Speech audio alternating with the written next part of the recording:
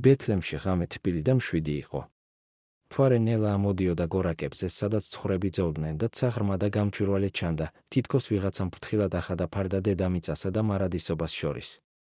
სამყარო ჩვეულ ცხოვრებას აგრძელებდა, არ იცოდა, რომ სწორედ ამ ღამეს გამოანათებდა შუქი, რომელიც არასდროს ჩაქრებოდა. იმ ღამემდე მრავალი თვით ადრე, პატარა ქალაქ ნაზარეთში ცხოვრობდა გოგონა, სახელად მარიამი. ის მშვიდი, მოკრძალებული და ღრმად სწამდა ღმერთის. მისი ცხოვრება მარტივი იყო, სახლი, ჭისწყალი, ოჯახზე ზრუნვა, ლოცვა.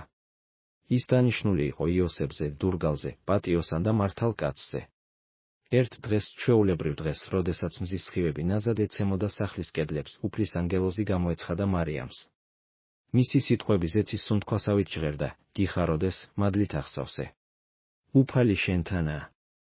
მარიამი დაბნეული და შეშინებული იყო, მაგრამ ანგელოზმა უთხრა, რომ არ შეშინებულიყო. მან გამოაცხადა, რომ დაორსულდებოდა და ვაჟს გააჩენდა და მის სახელს იესოს დაარქმევდა. ეს ბავშვი დიდი იქნებოდა უზენაესის ძე და მის სამეფოს დასასრული არ ექნებოდა. მარიამს ბოლომდე არ ესმოდა, როგორ იყო ეს შესაძლებელი, მაგრამ მის გულში ღრმანდობა დაიბადა.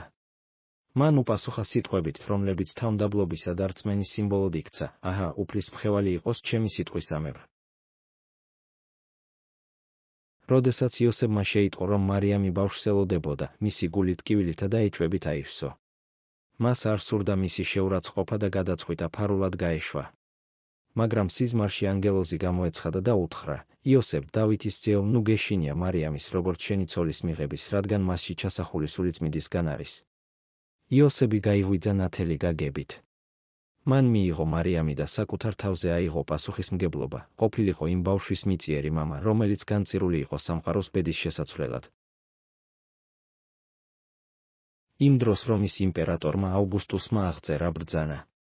ყველა თავისი კლანის ქალაქში უნდა წასულიყო. იოსები დავითის სახლიდან იყო და ამიტომ ის და მარიამი ბეთლემში უნდა წასულიყვნენ.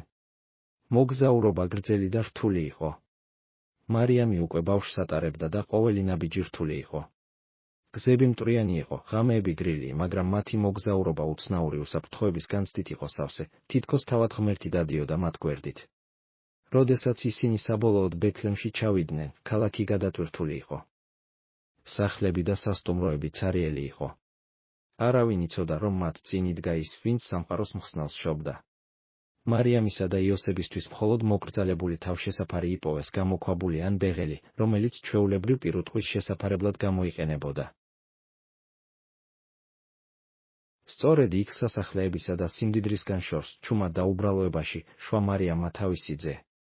მან თავად შეახვია იგი სახოებში და ბაგაში დააწვინა, რადგან სახლში მათთვის ადგილი არ იყო. ასე მოვიდა იესო ქრისტე ქვეყნად არა მიწიერი დიდებით გარშემორტყმული, არამედ ჩალისა და ცხოველების სუნთქვაში. მაგრამ ეს დაბადება ზეციური სიხარულით იყო აღბეჭდილი.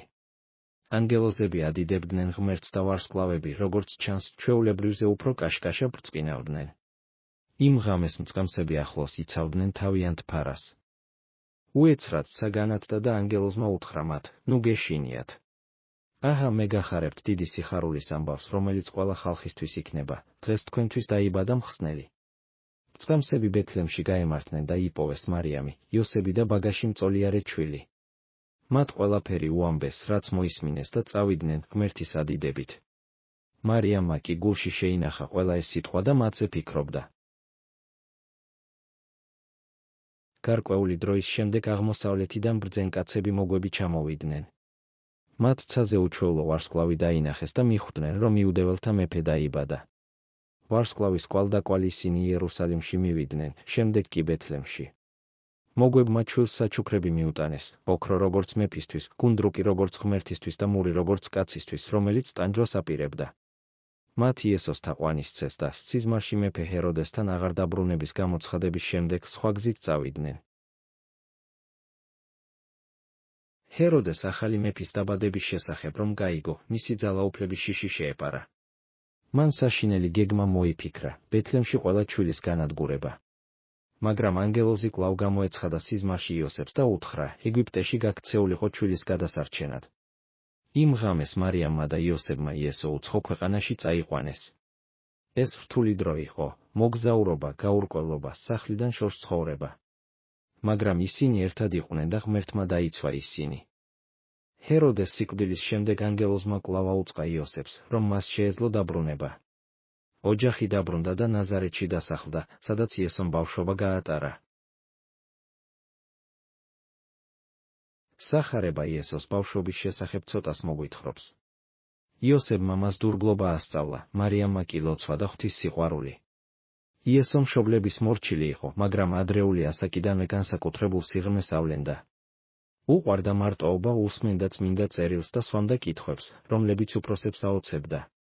მის მზერაში რაღაც ისეთი იყო, რაც ადამიანებს სიმშვიდეს ანიჭებდა.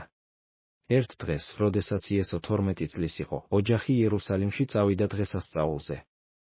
დაბრუნებისას მარიამმა და იოსებმა შენიშნეს, რომ იესო მის ნათესავებს შორის არ იყო. შეშფოთებულებმა 3 დღის განმავლობაში ეძებეს იგი და ტაძარში იპოვეს, სადაც ის მასწავლებლებს შორის იჯდა, უსმენდა მათ და კითხვებს სვამდა. დედის საყვედურის მიუხედავად, იესომ უპასუხა, რატომ მეძებდით?